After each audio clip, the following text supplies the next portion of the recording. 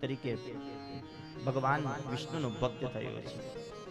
આ દાદાની સેવા કરવાથી ખૂબ જ જીવનમાં ફળ પ્રાપ્ત થાય છે। આ બાજુ દાનવ ઉત્પન્ન થયો, અસુર ઉત્પન્ન થયો અને ઋષિઓના યજ્ઞ ભંગ કરવા લાગ્યો। ગાયત્રીના અનુષ્ઠાન કરવાથી એ દાનવનો વધ કર્યો છે, અનેક ઘણી વિદ્યાઓ મેળવી છે। અને હવે આ બાજુ એક ઘટના બને છે,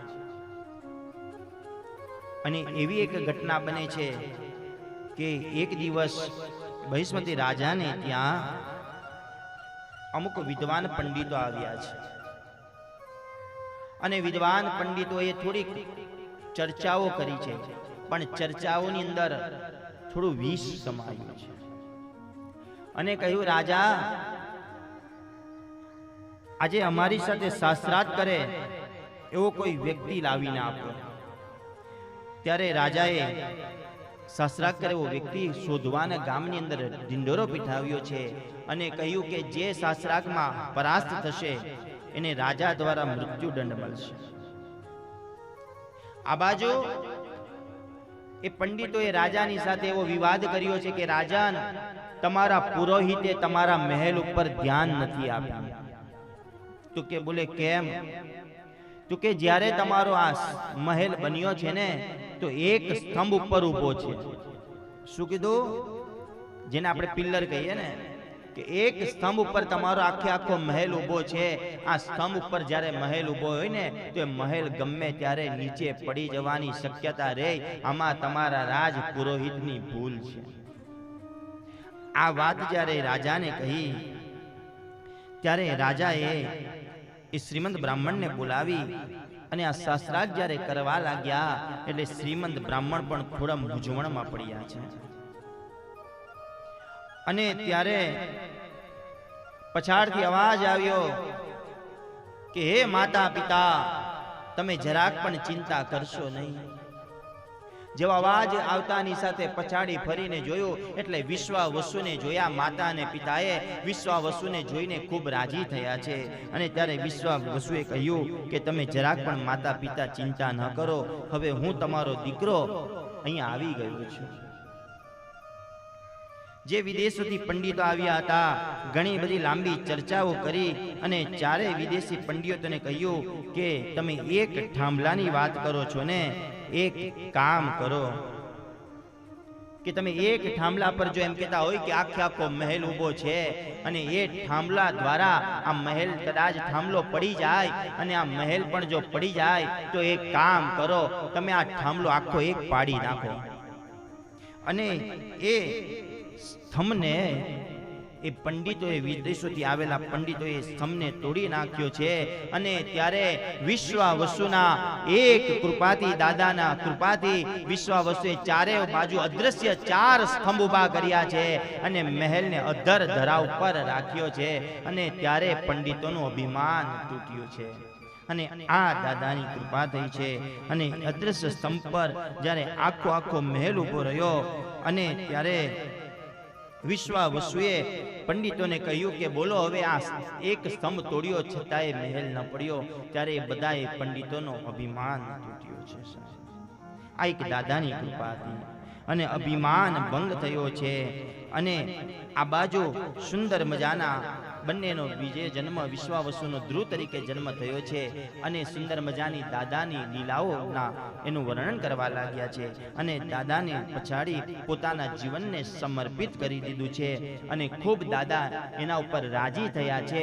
અને વિશ્વકર્મા દાદાની સેવા કરવાથી માતા પિતાનો પણ ઉદ્ધાર થયો છે, અને પુત્રનો પણ ઉદ્ધાર થયો છે। આ વિશ્વાવસુનું ઉપાખ્યાનની કથા હતી, જેને મહાત્મ્યની કથા તરીકે લેવામાં આવી છે। આ દાદાનો ચમત્કાર એક હતો। એ દાદાના ચમત્કાર મહાત્મય રૂપી કથાને ભગવાન વિશ્વકર્મા દાદાના ચરણોમાં અર્પણ કરીએ। ઉદ્દેર્ગિરી નામ શકીર્તનમ। ઓમ નમો ભગવતે વાસુદેવાય। ઓમ નમો ભગવતે વાસુદેવાય। ઓમ નમો ભગવતે વાસુદેવાય। ઓમ નમો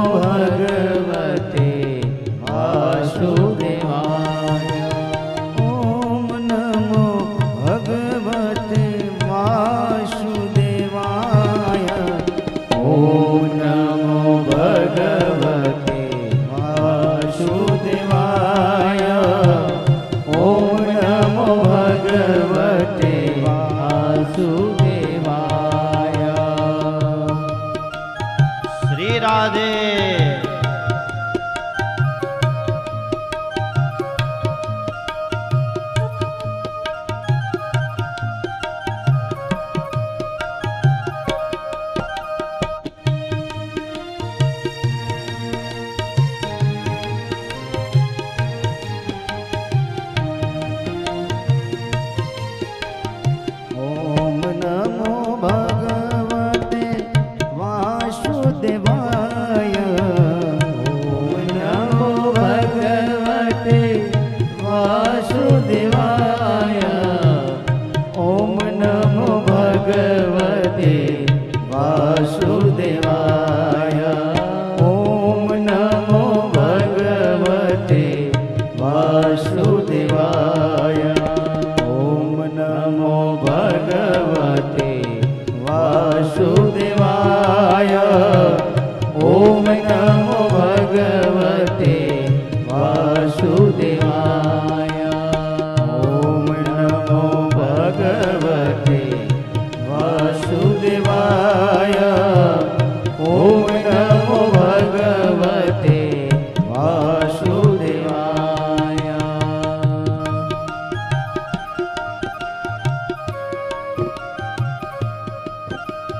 ઓમ નમો ભગવતે વાસુદેવાય.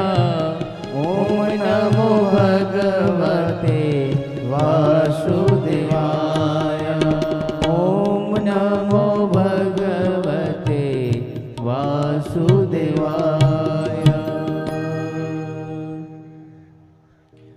કથાનો પ્રારંભ કરતાની સાથે અહીંયા વિશ્વકર્મા પુરાણની અંદર 60,000 ઋષિઓનું વર્ણન કર્યું છે ને અગાડી જતા 88,000 ઋષિઓનું વર્ણન આવશે. અહીંયા ધર્મક્ષેત્રની અંદર, ભારત વર્ષની અંદર ધર્મક્ષેત્ર દંડકારણની અંદર 60,000 ઋષિઓ ભેગા થયા હતા અને એ જ ઋષિઓની અંદર વધારો થઈ નૈમિષારણ્યની અંદર 88,000 ઋષિઓ ભેગા થયા અને ત્યાં ઉગ્રસ્વરા નામના એક શુત મહાપુરાણી આવ્યા છે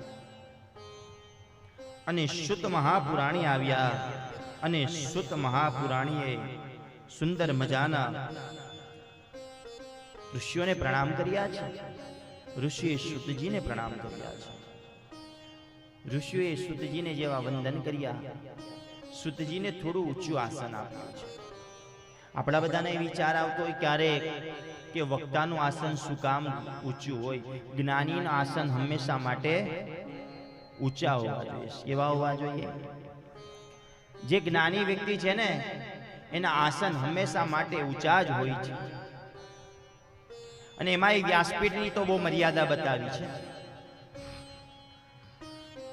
વ્યાસપીઠને 7 દિવસની સપ્તાહ આપણે કદાચ ભરવી હોય કે 7 દિવસ મારે કથા સાંભળવી છે અને 7 દિવસની અંદર વચ્ચે એકાદી દિવસ ગેપ પડી જાય તો એ દિવસે એમ કીધું છે કે તમે વ્યાસપીઠની ખાલી એક પ્રદક્ષિણા ફરી લો ને એટલે વગર કથા સાંભળીએ તમને કથાનું ફળ પ્રાપ્ત થઈ જાય. એટલે વ્યાસપીઠની ગરિમા બતાવી છે કે આજે મારથી કથામાં ન જવાય તો એ દિવસે વ્યાસપીઠની પ્રદક્ષિણા ફરી લો. વ્યાસપીઠની પ્રદક્ષિણા ફરવી, વ્યાસપીઠની મર્યાદા તો ત્યાં સુધી બતાવી છે કે અહીંયા કોઈ મોટામાં મોટો વિદ્વાન આવે, મોટામાં મોટું સંત આવે અથવા આપણા રાજ્યના કે દેશના પ્રધાનમંત્રી બી આવે ને તો એમ કીધું છે કે 3 આંગણ નીચે બેસાડવા પડે. આ વ્યાસપીઠ હોય ને એનાથી 3 આંગણ નીચે બેસાડવા પડે. વ્યાસપીઠથી ઊંચું આસન બી કોઈનું ચાલે નહીં. ત્યાં સુધી વ્યાસપીઠની ગરિમા બતાવી છે. સુતજીને આસન પર બિરાજમાન કરી ઋષિએ પ્રશ્ન કર્યો કે અમને દાદાનો કોઈક મહિમા કહો, દાદાની કોઈ કથા કહો, દાદાનો કોઈક અમને લીલાઓ કહો. અમારે દાદાની લીલાઓ સાંભળવી છે. અને ત્યારે વેદ વ્યાસના શિષ્ય શુત પુરાણીએ કથાનો પ્રારંભ કરતા કહ્યું છે 18 પુરાણોની રચના થઈ પણ આ વિશ્વકર્મા પુરાણ જે છે એ 18 પુરાણની ગણતરીમાં આવતું નથી. કારણ કે આ પુરાણ પહેલા ગુપ્ત હતું અને ગુપ્ત પુરાણ પણ કીધું છે. આ પુરાણ ગુપ્ત હતું એટલા માટે એને 18 પુરાણોની રચનામાં એને લીધું નથી. અને વ્યાસ મુનિની ઉત્પત્તિ થઈ અને વ્યાસ મુનિએ 1 લાખ મંત્રની ઉત્પત્તિ કરી. એમાંથી 80,000 મંત્ર જે છે એ જ્ઞાન કાળના અલગ કર્યા અને 16,000 મંત્ર જે છે ઉપાસના કાળના અલગ કર્યા અને 4,000 મંત્ર એ કર્મકાંડના અલગ કર્યા અને એ બધાય વેદોનો જે નિચોડ કર્યો એમાંથી 18 પુરાણોની રચના કરી અને એમાંથી એક આ વિશ્વકર્મા દાદાના પુરાણની રચના કરી છે. સુંદર મજાની કથાનું નિરૂપણ કર્યું છે. કથા તો અનેક બતાવી છે અને વ્યાસમુનિએ સુતજીને આ બધી કથાઓ કહી છે અને શૌનક ઋષિઓ સુંદર મજાની કથાઓ સાંભળે છે અને વિશ્વકર્મા પુરાણની અંદર એમ કીધું છે કે એ સમયે પુરાણ ગુપ્ત હતું.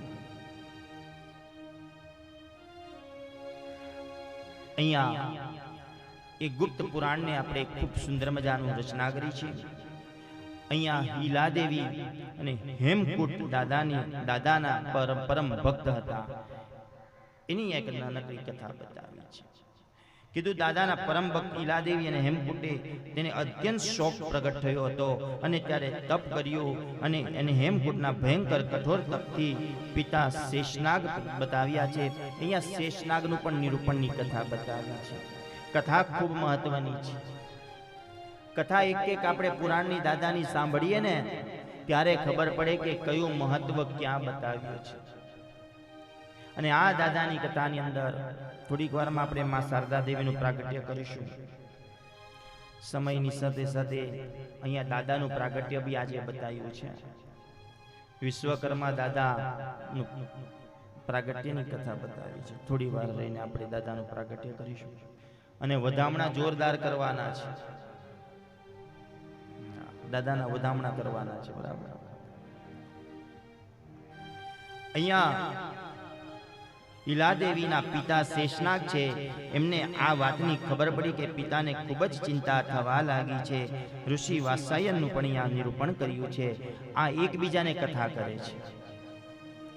હવે અહીંયા કથા કોને કરી એની કથા બતાવી છે.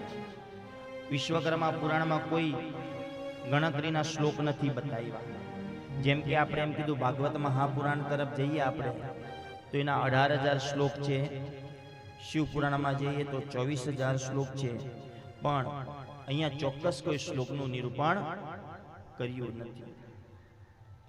દાદાની લીલાઓનું ખૂબ વર્ણન કર્યું છે અને અહીંયા કીધું છે કે પુરાણના 5 લક્ષણ બતાવ્યા છે. એમાંનું પહેલું લક્ષણ જે છે કે સર્ગનું લક્ષણ બતાવ્યું છે. બીજું લક્ષણ પ્રતિસર્ગ બતાવ્યું છે. ત્રીજું લક્ષણ વંશ બતાવ્યું છે. ચોથું લક્ષણ મન્વંતર બતાવ્યું છે અને પાંચમું લક્ષણ છે તે વંશાનું ચરિત્ર બતાવ્યું છે. આ 5 લક્ષણ દ્વારા એક પુરાણ ઉત્પન્ન થયું છે અને આ 5 લક્ષણના જે પુરાણ થયા એમાંથી મનુ મહારાજોની ઉત્પત્તિ થઈ છે. અહીંયા 14 મનુઓની ઉત્પત્તિની કથા બતાવી છે. કથા સંક્ષિપ્તમાં કહેતો જાઉં છું. સમય મર્યાદા થઈ. આવતીકાલે કદાચ આપણે જે કઈ કથા રહી ગઈ હશે હું તમને વિસ્તારથી કરીશ. કારણ કે હજી માં શારદા દેવીનું પ્રાગટ્ય કરાવવાનું, વિશ્વકર્મા દાદાનું પ્રાગટ્ય કરાવવાનું બાકી છે. ત્યારબાદ પુરાણોના 5 લક્ષણ ધરાવતું આ વિશ્વકર્મા દાદાનું પુરાણ છે. યુગોની કલ્પના બતાવી છે. યુગો કેવી રીતના પ્રગટ થયા, 4 યુગ બતાવ્યા છે. એમાંથી સતયુગના વર્ષો બતાવ્યા છે. 17 લાખ અને 28,000 વર્ષ બતાવ્યા છે. હવે આપણા વર્ષ ને ભગવાનના વર્ષમાં બહુ જમીન આસમાનનો ફરક છે. આપણું આખું વર્ષ પૂરું થાય ત્યારે ભગવાનની ખાલી એક રાત્રિ પૂરી થતી હોય છે. આપણું બીજું વર્ષ આખું પૂરું થાય ત્યારે ભગવાનનો એક દિવસ પૂરો થતો હોય છે. આપણા 2 વર્ષ બરાબર ગણીએ ને તો ભગવાનના ખાલી 24 કલાક થતા હોય છે. એટલે ભગવાનની વ્યાખ્યા બહુ અલગ બતાવી છે. અહીંયા ત્રેતાયુગના લક્ષણ બતાવ્યા છે. ત્રેતાયુગના વર્ષ બતાવ્યા છે. ત્રેતાયુગના 12 લાખ અને 96,000 વર્ષ કહ્યા છે. ત્યારબાદ દ્વાપર યુગના 8,64,000 વર્ષ કહ્યા છે. કલયુગના 4,32,000 વર્ષ કહ્યા છે. આમ યુગોની વાતો કરી છે અને ત્યારબાદ સુંદર મજાનો અગાડી આપણે કથા તરફ વધીશું અને શુદ્ધવાચ સૃષ્ટિની રચનાની કથા બતાવી છે. સત, ચિત અને આનંદ એ પરમાત્માને અંદર જ પ્રાપ્ત થાય છે. પરમાત્માની ભક્તિમાં જે આપણને આનંદ મળે છે ને એ બીજે ક્યાંય મળતો નથી. યાદ રાખજો. ભાગવતનો એક શ્લોક છે, સચ્ચિદાનંદ રૂપાય વિશ્વોત્પત્યાદિ હેતવે તાપત્રય વિનાશાય શ્રી કૃષ્ણાય વયમ નુમઃ શ્રી કૃષ્ણાય વયમ નુમઃ. સત, ચિત અને આનંદ આ ત્રણ આપણાને પરમાત્માની અંદર જ પ્રાપ્ત થાય છે. પરમાત્માની ભક્તિમાં જ આપણાને આ બધું પ્રાપ્ત થતું હોય છે. પરમાત્માની ભક્તિમાં જ આપણાને બધું સમાયું છે. આ બાજુ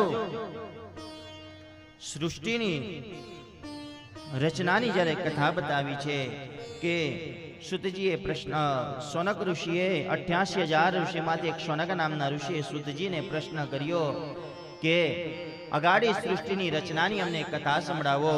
ત્યારે અહીંયા સૃષ્ટિની રચના વિશે બતાવ્યું છે. તો જ્યારે કંઈ જ નહીં હતું, કંઈ જ નહીં હતું, માત્ર જળ અને જળ હતું. એમાંથી ભગવાન શેષ નારાયણ પર સૂતા હતા. એમાંથી 1000 પાકડી વાળું એક કમળ ઉત્પન્ન થયું નાભીમાંથી, અને એ કમળની અંદર બ્રહ્માજી પ્રગટ થયા. અને બ્રહ્માજી જ્યારે પ્રગટ થયા ત્યારે બ્રહ્માજીને ચારે બાજુ અવાજ આવે છે. અને બ્રહ્માજીએ ચારે બાજુ નજર કરી, એટલે જે દિશાની અંદર નજર કરતા ગયા એ દિશાની અંદર એક એક બ્રહ્માજીનું મુખ પ્રગટ થયું. અને આમ 4 મુખવાળા બ્રહ્માજી થયા અને એક મુખથી પ્રગટ થયા હતા. એટલે બ્રહ્માજી પંચમુખી કહેવાયા. 5 મુખરૂપી ભગવાન બ્રહ્મા થયા. અને બ્રહ્માજી થોડું જૂઠું બોલ્યા હતા, એટલે એક મુખ એનો છેદન કરી નાખવામાં આવ્યું હતું. એ કથા બોલાવવાની છે, પાછી આવતીકાલે કદાચ વિસ્તારથી કહીશ.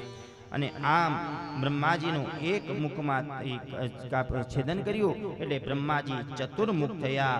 અને આમ બ્રહ્માજીને સુંદર મજાનું કથાનું નિરૂપણ કર્યું છે. બ્રહ્માજીએ ઘણા વર્ષો સુધી તપ કર્યું અને તપમાં લીન થઈ ગયા. અને ભગવાન નારાયણ પ્રસન્ન થયા. અને ભગવાન નારાયણે બ્રહ્માજીને વરદાન આપતા પોતાની જીવામાંથી એક સતીનું પ્રાગટ્ય થયું, જેને માં શારદા સરસ્વતી તરીકે કહીએ છીએ. બોલીએ સરસ્વતી માત કી જય. નમસ્તે શારદે દેવી સરસ્વતી મતી પ્રદે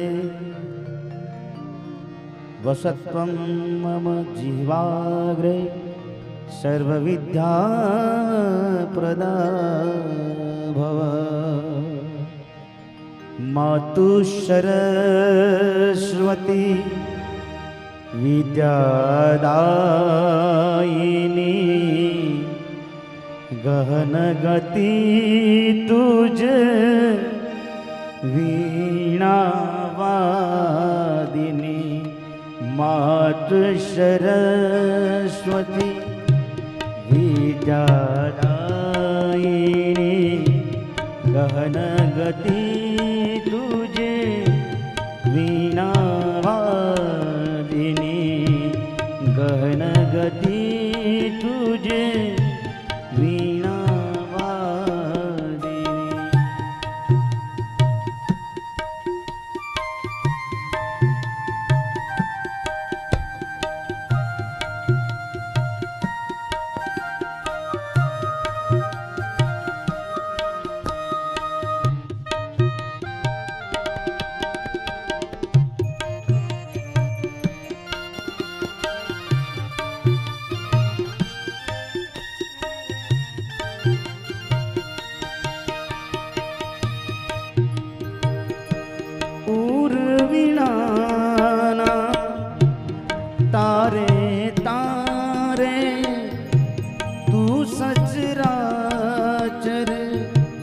ज्योति प्रकाशे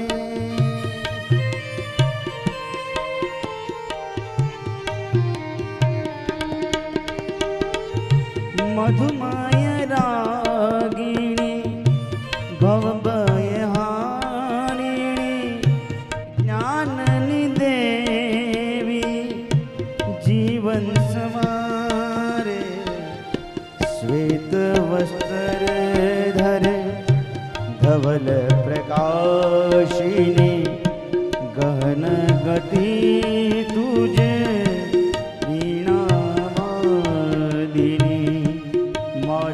सरस्वती विद्यादायिनी गहन गति तुझे वीणावादी।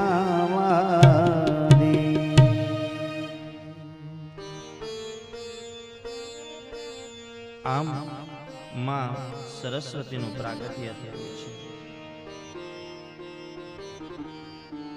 અને જ્યારે માં સરસ્વતીનું પ્રાગટ્ય થયું ત્યારબાદ બ્રહ્માજીને સૃષ્ટિની ઉત્પત્તિ કરવાનો હજી વિચાર આવ્યો છે.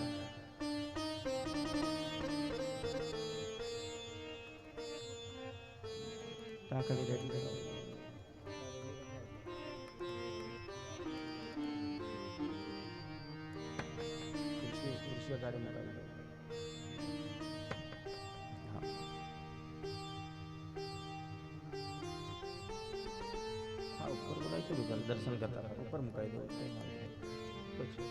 હમણાં બોલાવતા ને હમણાં ત્યાં જ રાખજો.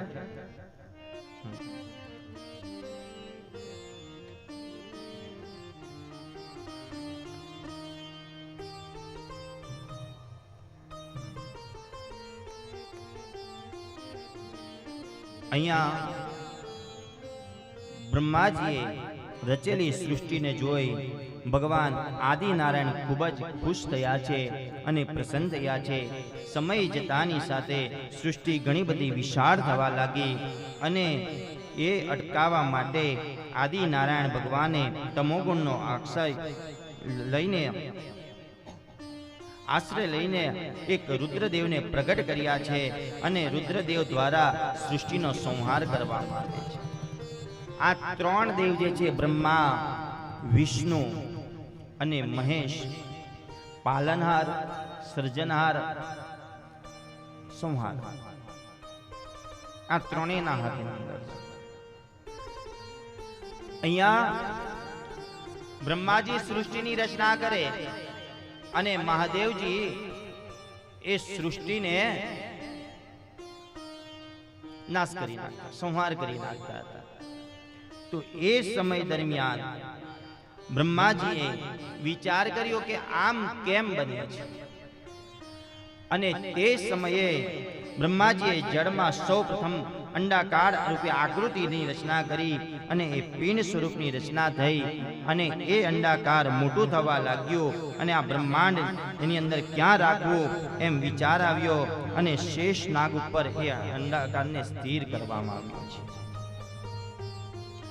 અને એ અંડાકારને જ્યારે ભગવાન બ્રહ્માજીએ બનાવ્યું અને એવું સ્થિર કર્યું છે એ બ્રહ્માજીએ શેષ નારાયણની ફેણ આપવા.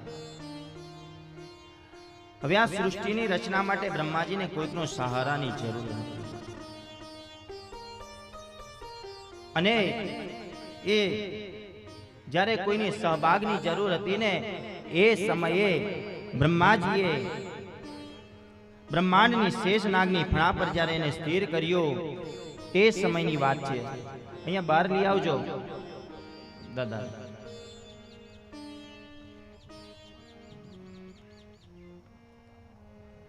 એટલે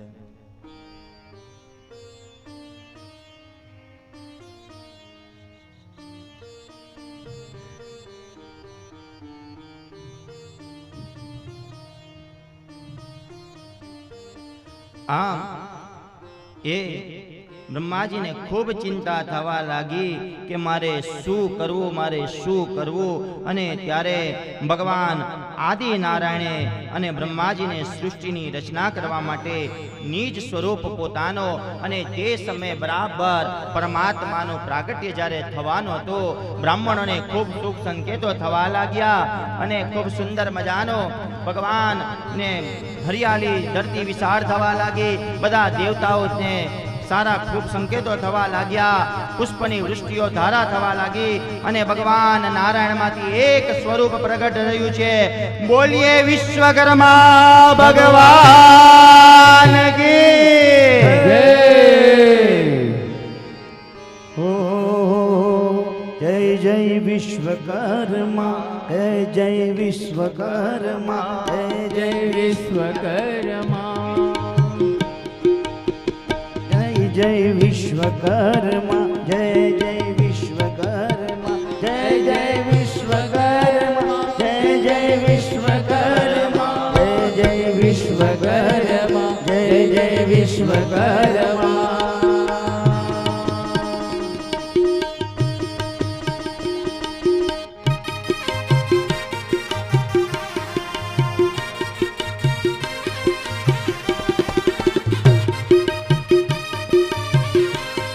જય વિશ્વકર્મા, જય વિશ્વકર્મા, જય વિશ્વકર્મા, દાદા વિશ્વકર્મા, દાદા વિશ્વકર્મા, દાદા વિશ્વકર્મા, દાદા વિશ્વકર્મા, જય વિશ્વકર્મા, જય વિશ્વકર્મા, જય વિશ્વકર્મા. હે દ્વારિકાનો નાથ મારો રાજા રણ છોડ છે, એને મને માયા લગાડી રે. દ્વારિકાનો નાથ મારો ચાલો ગરબા છોડ છે, એને મને માયા લગાડી રે. દ્વારિકાનો નાથ મારો રાજા રણ છોડ છે, એને મને માયા લગાડી રે. દ્વારિકાનો નાથ મારો રાજા રણ છોડ છે, એને મને માયા લગાડી રે. એને મને માયા લગાડી મારા વાલા, એને મને માયા લગાડી મારા વાલા, એને મને માયા લગાડી મારા વાલા, એને મને માયા લગાડી મારા વાલા. હે તમે મને માયા લગાડી રે, તમે મને માયા લગાડી રે. હે ગાયોનો ગોવાળ મારો ગિરધર ગોપાલ છે, એણે મને માયા લગાડી રે. ગાયોનો ગોવાળ મારો ગિરધર ગોપાલ છે, એણે મને માયા લગાડી રે.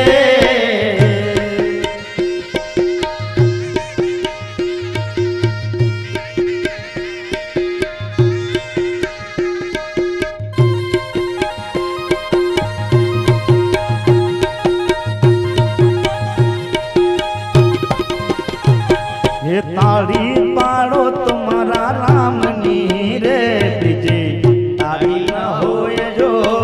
ताड़ी पाड़ो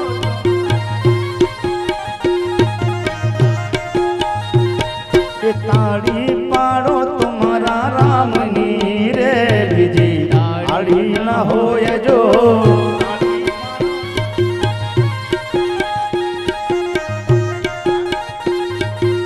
बातू करो तुम्हारा रामनी रे, बीजी बातू न होए जो. बातू करो तुम्हारा रामनी रे, बीजी बातू न होए जो.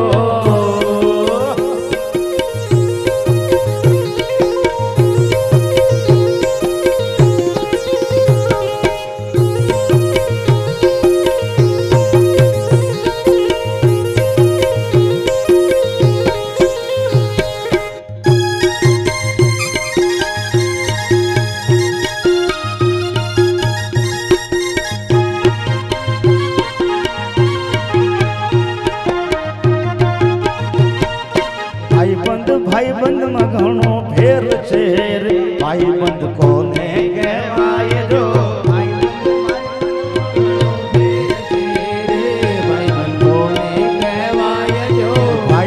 ભાઈબંધમાં ઘણો ફેર છે રે કોને ભાઈબંધ કહેવાય જો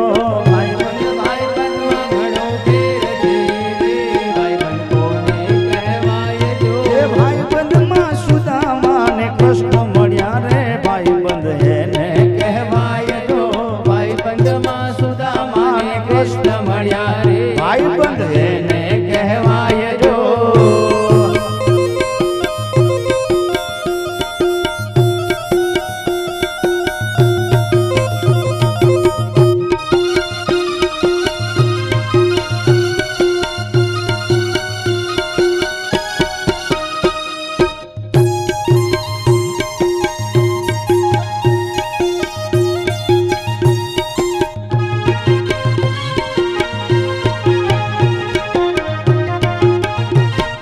પંખીડા તો ઉડી જાજે પાવાગઢ રે પંખીડા તો ઉડી જાજે પાવાગઢ રે મારી મહાકાળીને જઈને કે જે ગરબે રમે રે મારી મહાકાળીને જઈને કે જે ગરબે રમે રે એ પંખીડા ઓ પંખીડા પંખીડા હો પંખીડા હો પંખીડા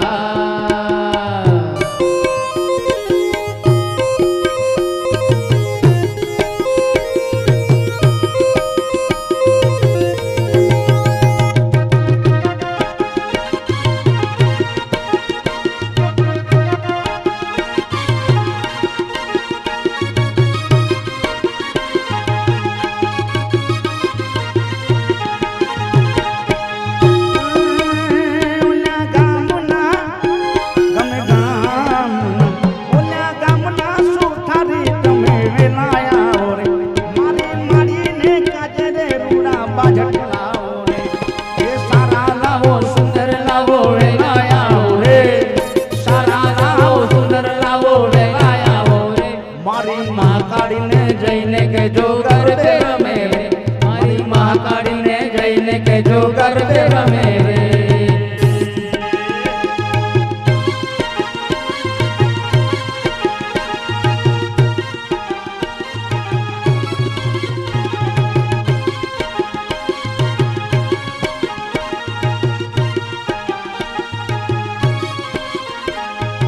આવલી લઈને હું તો પાવાગઢ ગઈ હતી આવલી લઈને હું તો પાવાગઢ ગઈ આવલી લઈને હું તો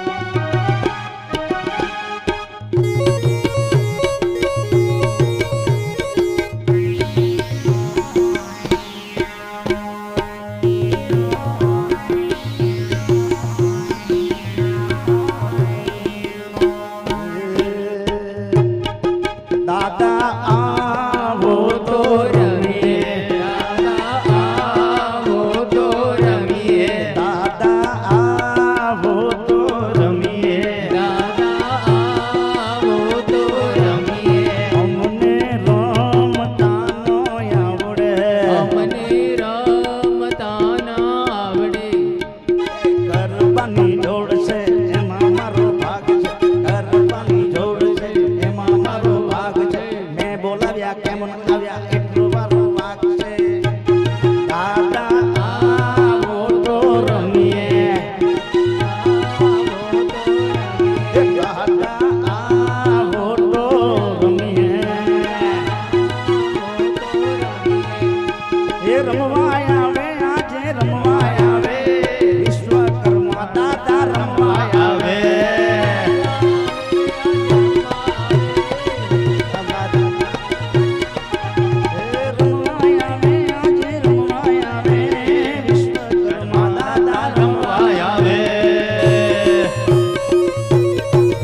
જય વિશ્વકર્મા એ હોનાને રગડે આવે આજે હોનાને રગડે આવે આજે રૂમ ઝૂમ રમવા આવે આજે રૂમ ઝૂમ રમવા આવે એ હોનાને રગડે આવે દાદા હોનાના રગડે આવે આજે રૂમ ઝૂમ રમવા આવે આજે રૂમ ઝૂમ રમવા આવે જય વિશ્વકર્મા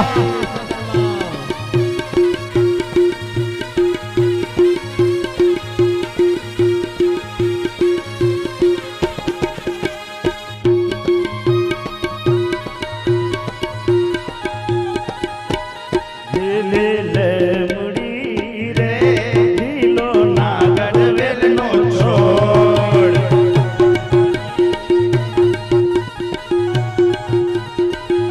કે પ્રભુ પરોગણા રે માર ઘરે ઉતારો કરતા જાઓ દાદા પરોગણા રે માર ઘરે ઉતારો કરતા જાઓ ઉતારો નહીં કરું રે મારા ભક્તો જુએ વાર ઉતારો નહીં કરું રે મારા ભક્તો જુએ વાર એકલા રે જુએ દાદાની રે વાર જય હો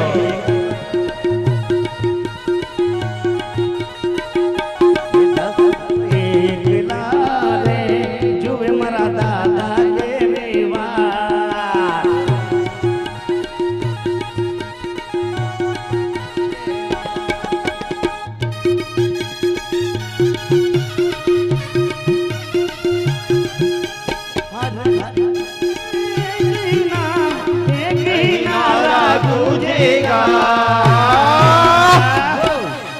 मेरे भारत का बच्चा बच्चा जय जय श्री राम बोलेगा भारत का बच्चा बच्चा जय श्री राम बोलेगा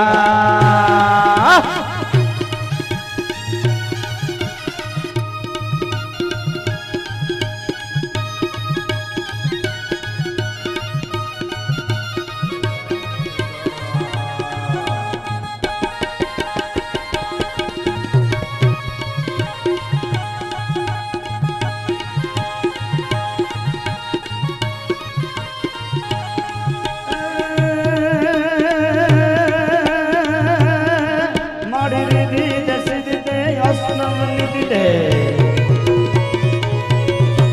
रिधि दस दे अस्नव निधि दे हंसमा विधि दे भगवानी हृदय में ध्यान दे चित में ध्यान दे अभय वरदान दे शंभुरानी मारा दुख सब दूर कर सुख भरपूर कर आशा संपूर्ण कर दास जानी सज्जन सोहित रे कुटुंब सुखित रे जगमा जीत रे माँ भवानी रे जगमा जीत रे माँ भवानी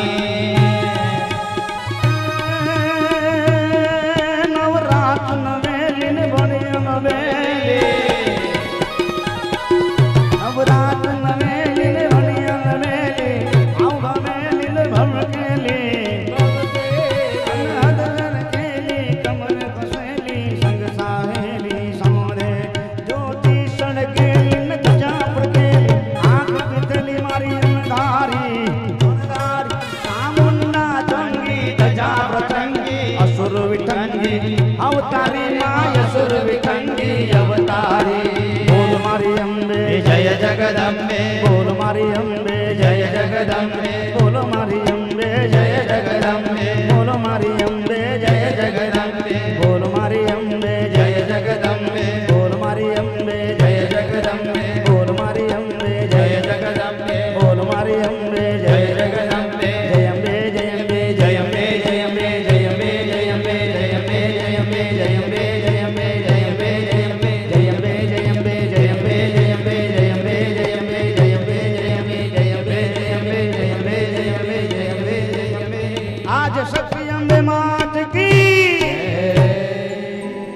विश्वकर्मा भगवान की जय। हरिश्वर महादेव की जय।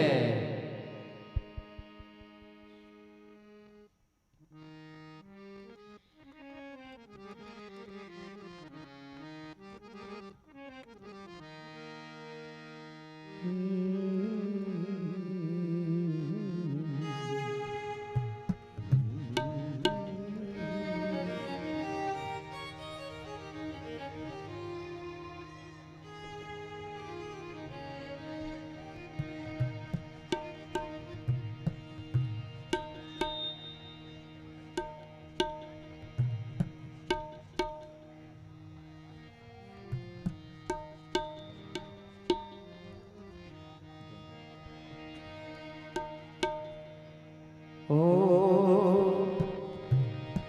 श्याम तुझे मिलने का,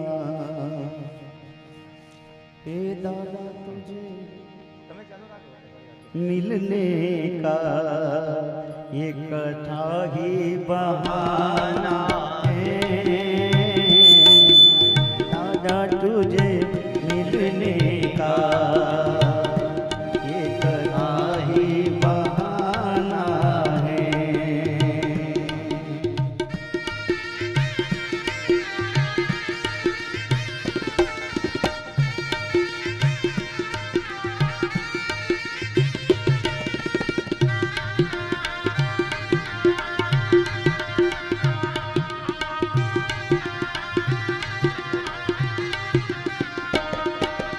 गोकुल में ढूंढा तुझे मेरे मथुरा में पाया है। गोकुल में ढूंढा तुझे मैंने मथुरा में पाया है। वृंदावन की गलियों में, वृंदावन की गलियों में मेरे श्याम का ठिकाना है। वृंदावन की गलियों में मेरे श्याम का ठिकाना है। जय हो। प्रेम से भाव से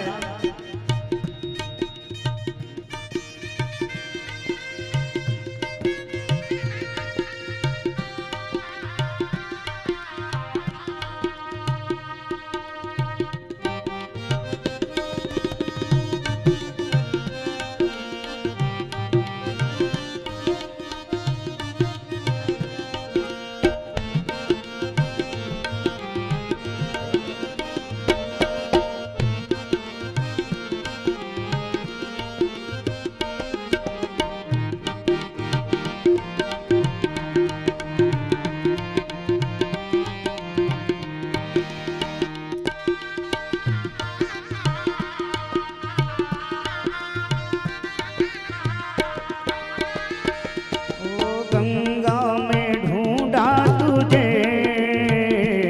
मैंने यमुना में पाया है। गंगा में ढूंढा तुझे मैंने यमुना में पाया है। सागर की लहरों में, सागर की लहरों में मेरे श्याम का ठिकाना है। श्याम तुझे मिलने का सत्संग ही बहाना है।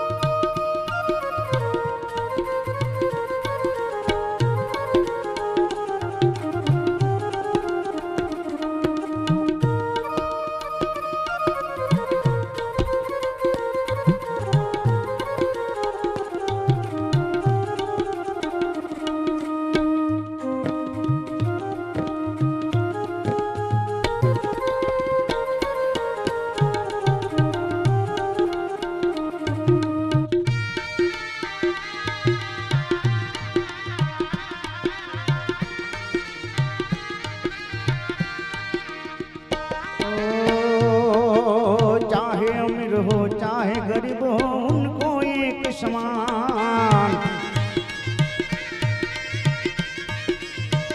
ओ चाहे अमीर हो चाहे गरीब हो उनको एक समान। देवों में वो महादेव है, ओ देवों में वो महादेव है, भूतों के सरदार मेरे भोले शिव लहरी। मेरे भोले के दरबार में सबका खाता है, शिव लहरी के दरबार में सबका खाता है।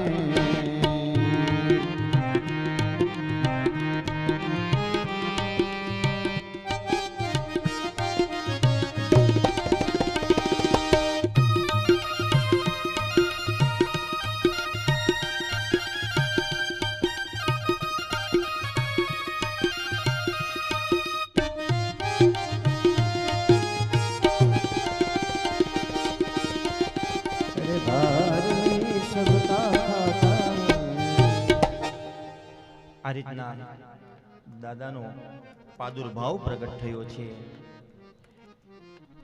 આયોજકને સમય જોઈએ છે થોડોક, આપણે આપી દઈશું। સૌપ્રથમ જલારામ મંદિર ભરૂચવાડા ભગીલાલભાઈ પંચાલ પૂજ્ય પ્રણવ બાપુનું સમગ્ર ભક્ત સમાજ વતી સાલ ઓઢાડી સ્વાગત કરશે। જાડેશ્વર, ઓકે।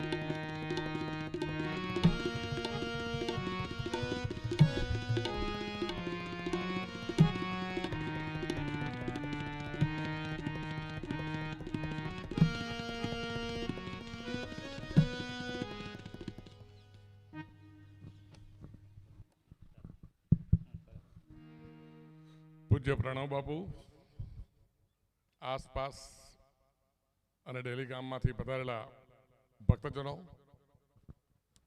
આજના સુપ્રસંગે ખાસ જેમની વિશિષ્ટ ઉપસ્થિતિ છે એવું વિશ્વકર્મા યોગ મંડળ ભરૂચના અધ્યક્ષ શ્રી ભોગીલાલભાઈ પંચાલ, મંત્રી શ્રી સુભાષભાઈ પંચાલ, ઉપપ્રમુખ શ્રી ઠાકોરભાઈ પંચાલ, યાત્રા પ્રભારી શ્રી સુરેશભાઈ પંચાલ, શ્રી દિલીપભાઈ મિસ્ત્રી, પ્રોફેસર શ્રી હસમુખભાઈ પંચાલ, સમગ્ર વિશ્વકર્મા સમાજ અને ડેલી ગામ વતી હું આપ સૌ મહેમાનોનું હાર્દિક સ્વાગત કરું છું।